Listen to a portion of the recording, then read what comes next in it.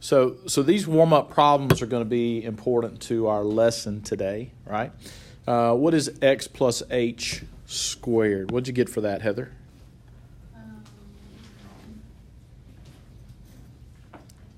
You haven't done it yet? Okay. Work on it. Does anybody have the answer? What'd you get, Walker? X squared plus 2xh plus h squared. X squared plus 2xh plus h squared, right? Okay, because you got to FOIL it, right? X plus h times x plus h. That's x squared, right? Xh and xh gives us 2xh, and h times h is h squared. So that's where we get our process. Yes? Can't you just do the triangle thing? Yeah, you can actually. You can do Pascal's triangle. The second degree coefficients are 1, 2, 1. So it's 1x squared plus 2x to the first, h to the first, plus 1, x to the 0, h to the second. So you absolutely can use Pascal's triangle. Did anybody use Pascal's triangle to do the third one? You did, Walker? Well done. So the coefficients for the third one are going to be 1, 3, 3, and 1. So it would be 1x cubed plus 3 what? X squared h to the first plus 3x to the first h squared plus 1h cubed. All right. And, of course, you could have gotten that by taking your answer to x plus h squared and multiplying that by x plus h again. And if you expand that, you get x cubed plus 3x squared h plus 3xh squared plus h cubed. Okay. Well done to remember that, Walker. That's good. That's a good application. Something we learned about 15 weeks ago. It's been a while. Okay. Any questions on that? Just want to remind you of this because this skill is going to be important with what we're going to be doing today. Any questions about how we got either of those expansions?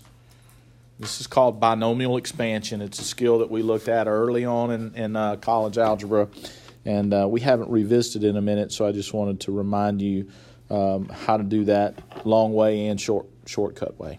All right, so you ready? What we are going to look at today is the difference quotient. So our lesson today is about the difference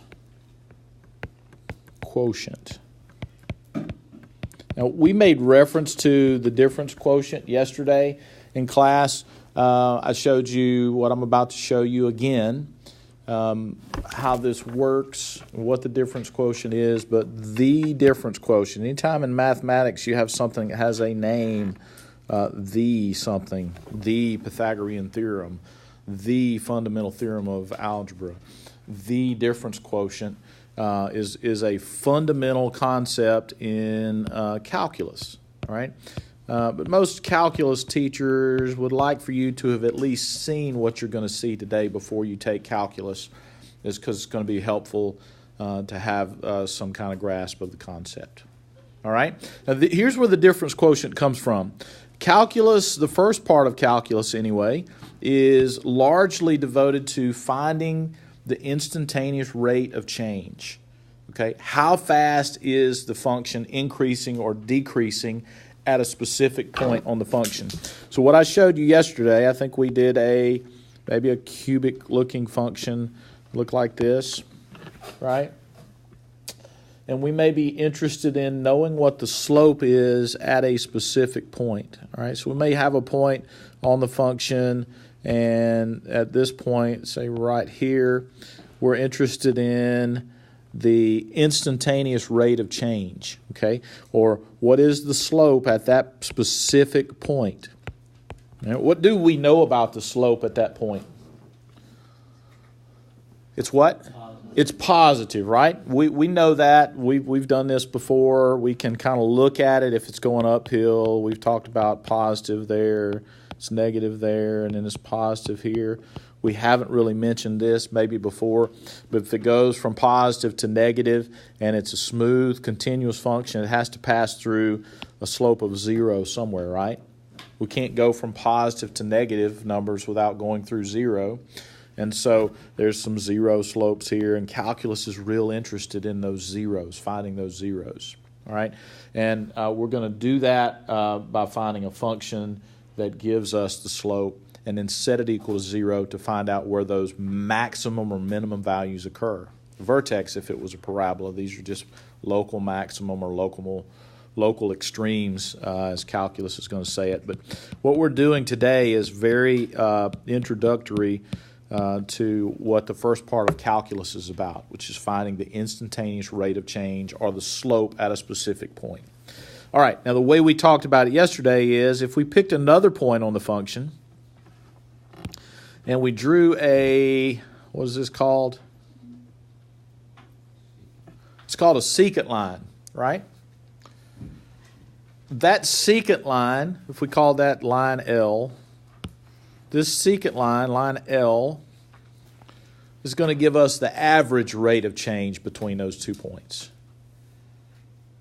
Okay? The average rate of change is the slope of the secant line. Okay? Y'all agree with that? Because if we're talking about rate of change, we're talking about going from point A to point B. The average rate of change to go from point A here to point B is the rate of change if we just went straight to it. That's going to give us the average rate of change. But in calculus, we're going to be interested in the average rate of change, but we're really more interested in the instantaneous rate of change. We're interested in knowing what is this slope or the instantaneous rate of change at that specific point. We're interested in finding a function that will tell us the instantaneous rate of change for any point on the function, anywhere on it. Plug it in, a different function. It'll give us the slope of the function at that point. All right, so what we're looking at today is introductory to those concepts. Now, what we said yesterday is that if we take this secant line and we assign some values to these points. All right, let's let this first point be x. We didn't name this function. Let's call this function f. That's its function name. So at that first point, some random x, the y value would be the function evaluated at that x, right?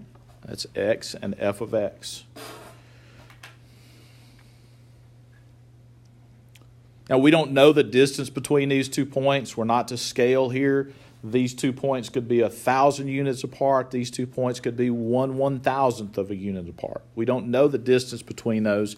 So we called this point the x value. We just gave it a kind of a random, let this be x plus some value, h. H is just a random variable that's the change, the distance between those 2 points.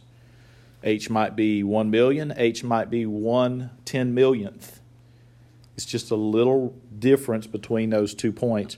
And then the y value at that point would be the function evaluated at x plus h, whatever x plus h is. Okay? It might be helpful to put some kind of, concrete values to this. It might help you kind of get some concept here. Let's say x is 1. Then this would be the function evaluated at 1. That would give us numbers, right? Don't write this down. I just want you to kind of learn how to think on this. I don't want you to jumble up your drawing. And let's say h is 2, right? If h equals 2, then this would be, what's 1 plus 2? 3. And this would be the function evaluated at 3. Okay? Y'all see what we're talking about here. If you put concrete values to it, sometimes it helps you to see the difference. Now, what we're interested in is being able to take this secant line, right, and drag this point closer and closer to the other point, right? So if I drag this point right here, if I drag this point along the function this way to even to right here, then my secant line is closer and closer and closer to becoming the what? The tangent line. it's getting closer and closer and closer. So even at that point, the slope is closer to the instantaneous rate of change. All right. So what that is essentially doing is that we want to slide these points closer and closer to 0. So we really want h to head towards 0. If h is heading towards 0, then these 2 points are getting closer and closer together, right? So h heading towards 0 means the 2 points are getting, we used a big word yesterday, infinitesimally, which just means very close. Okay? H going to 0 means the 2 points are getting very close, and we are approaching the instantaneous rate of change. So as h goes to 0, y'all listen to me, the average rate of change becomes the instantaneous rate of change, because those 2 points are tending closer and closer together. So the difference quotient that we're talking about today, the difference quotient is the slope of this secant line. So the slope of line L is the difference in the y's, which is f of x plus h minus f of x. Right? That's the difference in the y values divided by the difference in the x values, right? This is just the slope formula. What's x plus h minus x? Just h, right? This thing right here is foundational to Calculus 1. Okay? Slope of the secant line, the average rate of change of the function is f of x plus h minus f of x over h, where x and f of x and x plus h and f of x plus h are 2 random points on the function. Right? Did you have a question, Emily? Is that like the difference quotient? That is the difference quotient right there. This thing right here is the difference quotient. And the difference quotient gives us the average rate of change between 2 points on the graph of a function. It's the slope of the secant line. Okay? Now, as h tends to 0, I can't overemphasize this, as h tends to 0, as h gets really, really small, the 2 points are getting very, very close, and we are approaching the instantaneous rate of change instead of the average rate of change. Okay, so all of Calculus 1, Ian, all of Calculus 1 is dependent on you being able to see those 2 points moving closer and closer together and eventually colliding and joining and becoming the instantaneous rate of change instead of the average rate of change. Okay? All right. Now, what's the problem? Yeah, see, the problem is if h equals 0, we have a problem. The problem is we can't divide by 0. Okay, if h equals 0, we have a problem. And then, so what you learned in advanced math, for those of you who have had advanced math or pre-calculus, there's a limiting process. Okay, so we go through a limiting process, and there's different ways to calculate limits and get around that. For what we're going to be doing in college algebra, when we evaluate the difference quotient, if you simplify it properly, you're always going to end up with some type of expression where you can just plug 0 in for h and know the instantaneous rate of change. Okay? All right? Any questions? All right, let's have a look at first example. Calculate and simplify the difference quotient for the following polynomials. Okay, so this particular thing that we're working with here is it's not in function notation, but we'll put it in function notation. Let's change that to f of x instead of y. F of x equals 3/2 x minus 4. Now let me ask you a question. What kind of function is this? It's a linear function, right? What's the instantaneous rate of change anywhere on this linear function? 3/2. The slope is 3/2. So we already know what the simplified difference quotient for this one is going to be, because a secant line of a line is the line, right? So we already know, but I want you to see how the difference quotient works in this context. So the difference quotient is, right, f of x plus h minus f of x divided by h. How many pieces are in this expression? 3 pieces, right? You see the 3 pieces? We got this first piece right here, f of x plus h, minus f of x divided by h. So I'm going to do those 3 pieces. The h is boring. We don't ever do anything with h. It's just h. All right, so I want to write these 3 pieces. This expression is equal to, what is f of x plus h? You can tell me what f of x plus h is. Heather? 3/2 times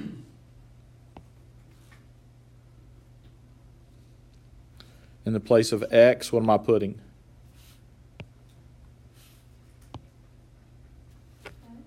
X plus h, right? So it's 3/2 times x plus h minus 4. That's f of x plus h.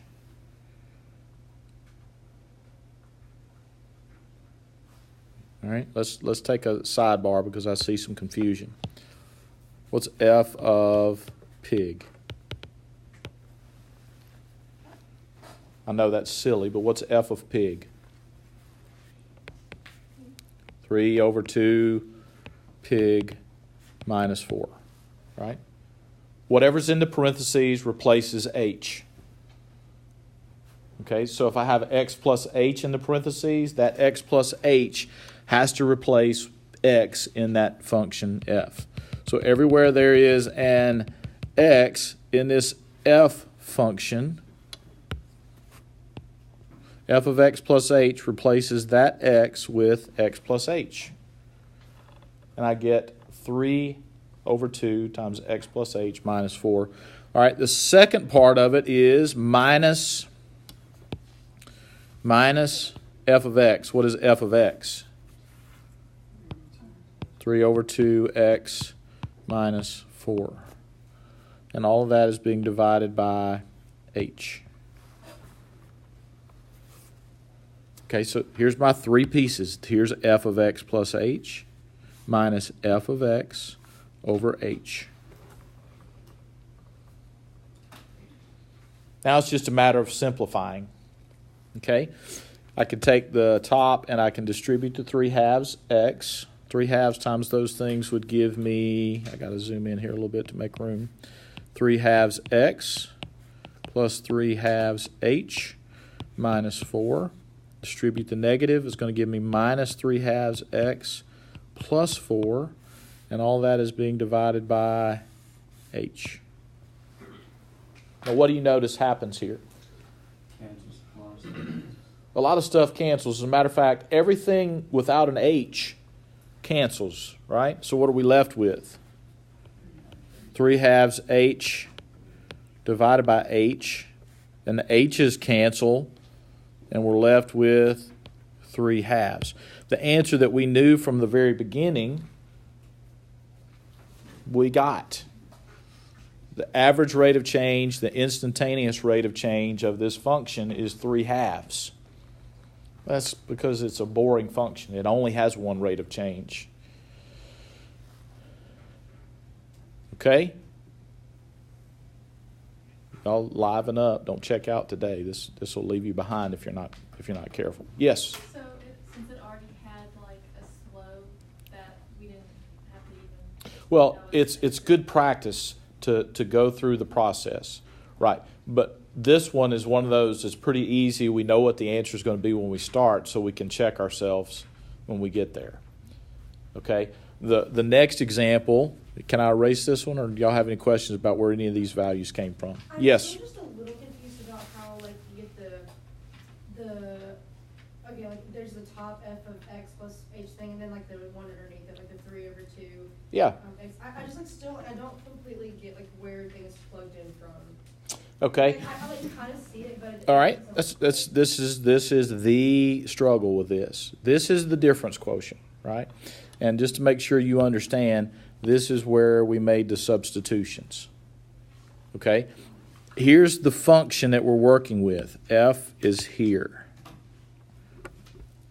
So f of x plus h is, you take this x plus h and you plug it in there in the place of x. That's f of x plus h, right? If we're replacing x with x plus h, the x plus h replaces x. So you can plug it in that way.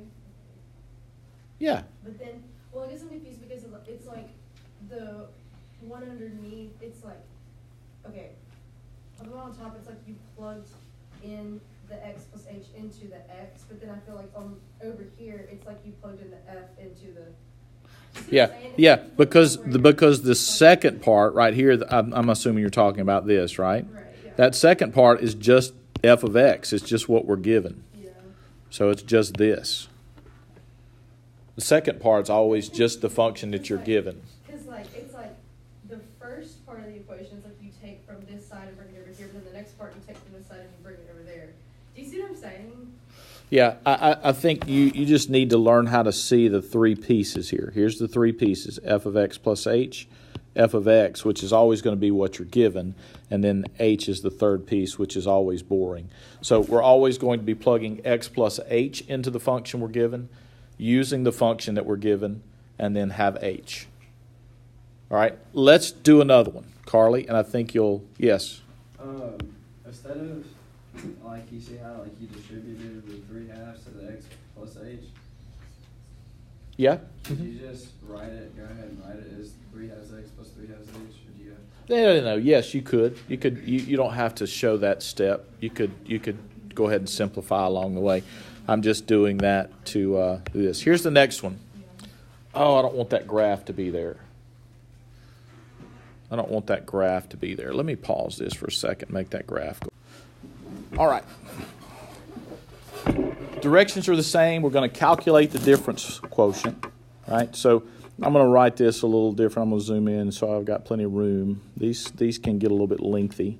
But the difference quotient is f of x plus h minus f of x divided by h.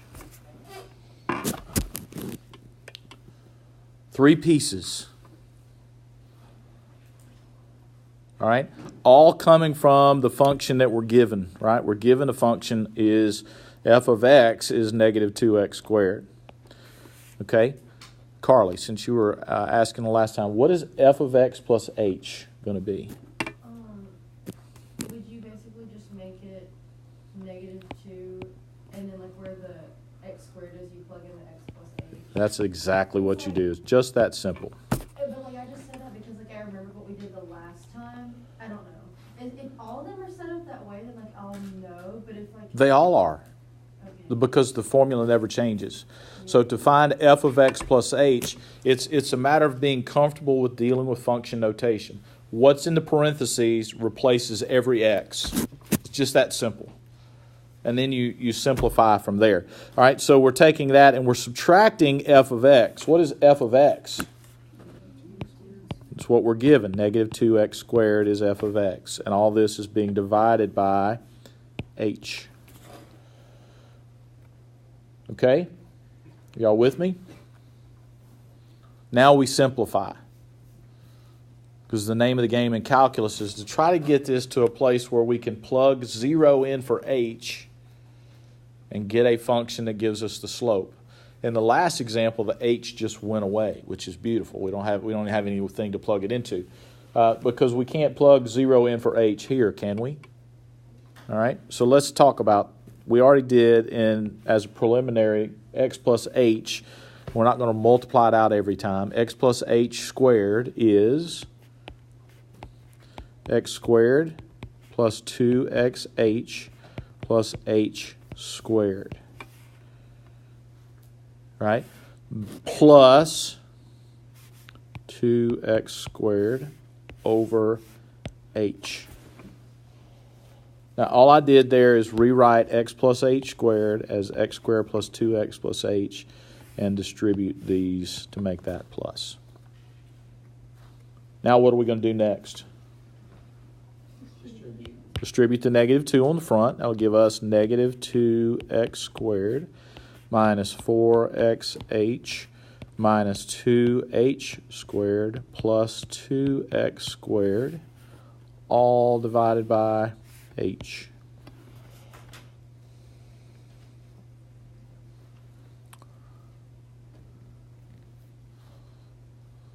Now what happens?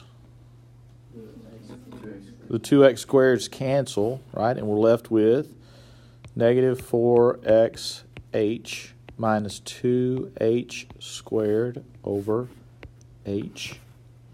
Can that be simplified? We can. Everything is divisible by h. So really what we're doing, if we wanted to show the step in the process, we're factoring out an h in the top.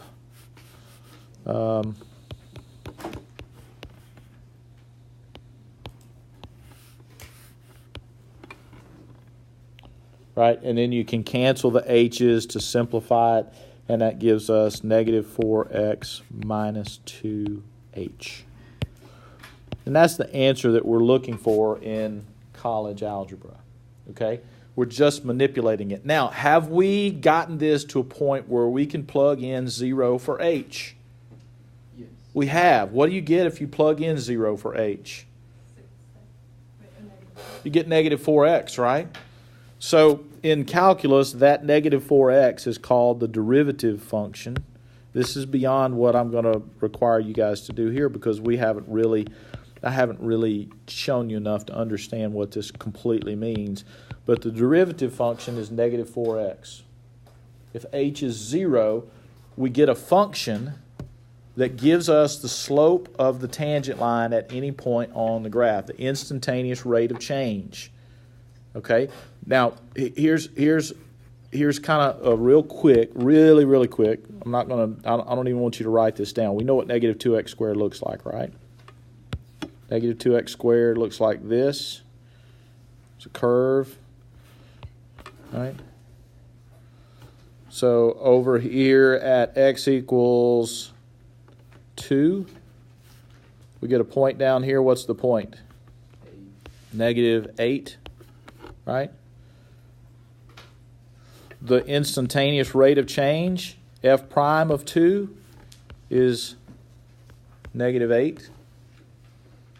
Right? So what you're going to do in calculus is use that slope and that point and write the slope or the equation of the tangent line through that point. The tangent line through that point would look something like this. And that tangent line has an equation of y plus 8 equals negative 8 times x minus 2. And that's the last test that we took, our last quiz, one of the last quizzes that we took. That's the slope of the tangent line at that point, or that's the equation of the tangent line at that point. So can the tangent line not be more than one slope? Right, the tangent line can only have one slope. Mm-hmm. The tangent line has to intersect the function at that point and have the same rate of change as the function at that point. We could draw another line that intersects it at one point only, but it has to have the same slope of the function at that point. Now, all right. Now, I want to be very clear that we probably won't even do this again for any of our other examples. None of this that I did here at the end, is what we're looking for this class. You know, what we want to do in this class is get this difference quotient simplified to a place where we can plug 0 in for h, and you'll learn in calculus what that's about. Walker? Can you not take out a negative 2 right there? You can't. Because what do we have here? What we have here, all the way back to here, right? All the way back to right here, this thing is equal to this. So we really have a two-sided expression here. If I divide the right side by 2, I have to divide that original thing by 2. And I don't really want to know what half of the difference quotient is. I want to know what the whole difference quotient is. Okay? That's a great question. But no, we can't just indiscriminately factor a 2 out of something that we're working with. All right, let's look at one more. Get a little bit more complicated. There's the function that I'm working with, f of x equals 2x squared minus 4x. And I want y'all to work ahead if you can. What are we interested in finding here?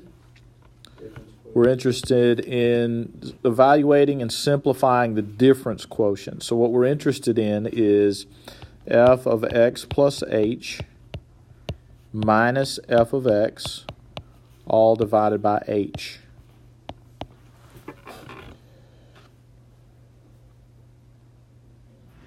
Okay, 3 pieces. Carly, I bet you got it now, right? What is f of x plus h? It's going to be 2 x plus h squared minus 4x. Minus 4 times X plus h, Yeah, okay. right? That's f of x plus h. Everywhere there's an x, you replace it with x plus h. F of pig. 2 pig squared minus 4 pig. All right, it's just a placeholder for what's going in there. All right, and then minus f of x. Well, the f of x is given to us. F of x is 2x squared minus 4x. And all of that is being divided by h. Now we got some expanding and some distributing to do, some really Algebra 1 stuff to do, right? X plus h squared, we're not going to multiply it out again. It is x squared plus 2xh plus h squared. We can go ahead and distribute the negative 4. That'll give us negative 4x minus 4h.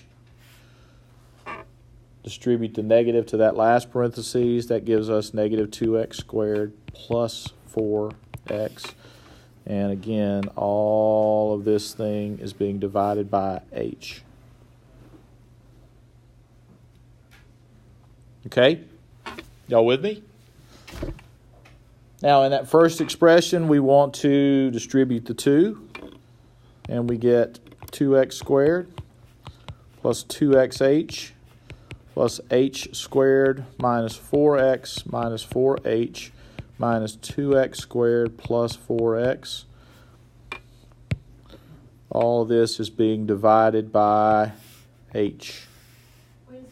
4xh and 2x squared? Oh, absolutely. Good catch.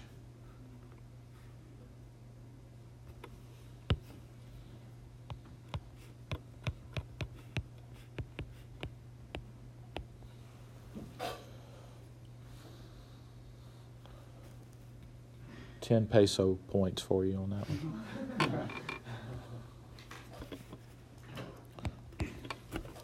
All right.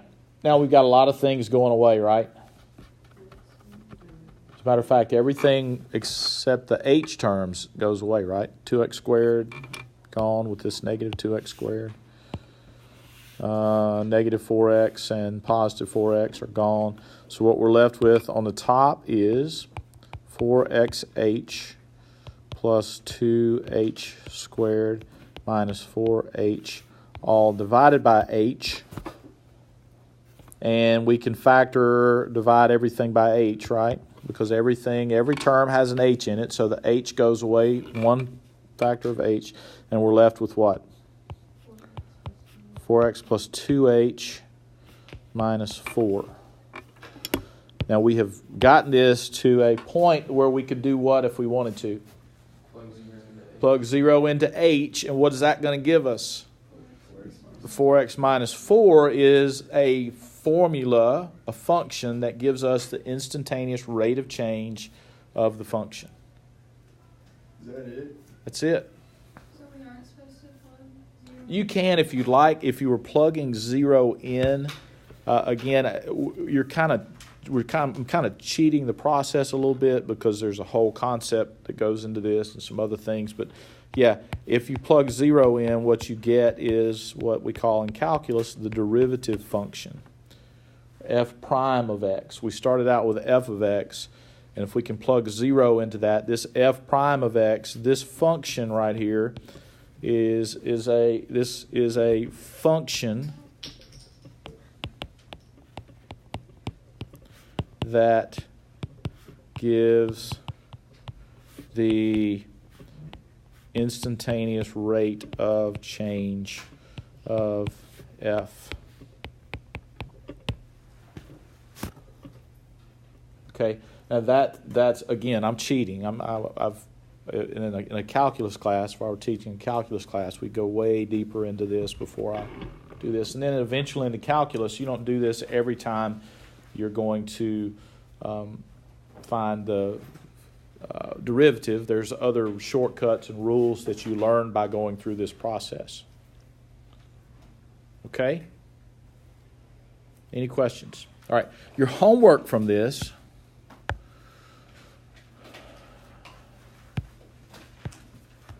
is in your homework pack. There's page 211. All right? And there's 2 sets of assignments on page 211. We're going to do the top set of problems.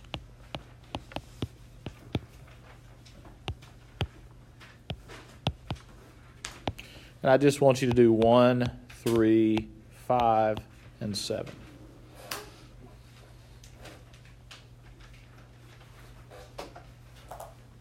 All right. Because we have a quiz tomorrow on systems of equations, I'll allow you to spend your time this evening working on that if you choose. And so I won't check this for completion until Friday. But it would be a bad idea to wait till Thursday night to go over this again. Might spend some time on it, a little bit of time at least, making sure you have it. And you can always come back and watch this video if you have questions.